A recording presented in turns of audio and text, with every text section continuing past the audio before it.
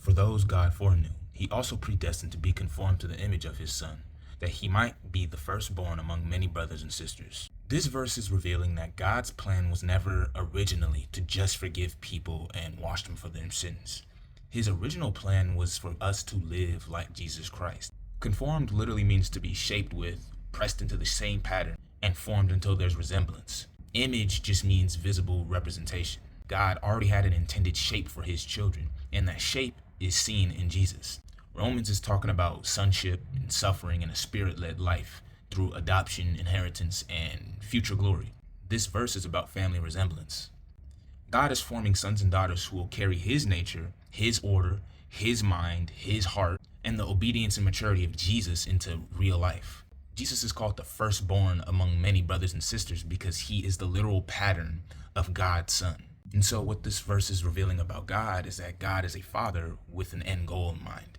He isn't just randomly improving people. He's raising children into resemblance of him. His goal is to produce sons and daughters who actually carry his nature accurately.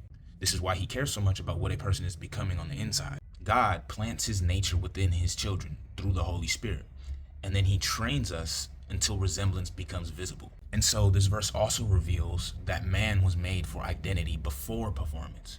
People always say, what would Jesus do? But there's a deeper issue. To do what Jesus did, you have to be what Jesus was. And what was Jesus? Jesus was a child of God. So Jesus didn't live a Christian religious lifestyle. He lived from sonship. He knew where he came from. He knew who his father was. He knew what he was supposed to carry, and this is exactly why all of his actions had authority attached to them.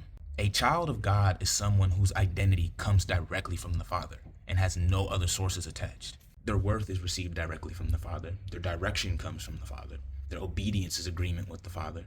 And then their life begins to resemble the Father because the Father has become their source. So this means that sonship isn't a title that you wear. You don't get to just call yourself a Christian or a son of God.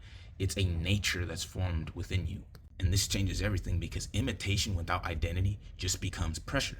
But on the flip side, identity without formation just becomes theory or fantasy. So the real work isn't fixing your behavior. The real work is fixing your identity, how you think about yourself. Because everything you've ever done, every decision you've ever made in life came from what you thought about yourself. Jesus isn't only supposed to be an example outside of you. His life is supposed to become the family pattern being formed inside of you. You can't truly live like Jesus while staying disconnected from the Father. You have to hang around God if you want to be like God.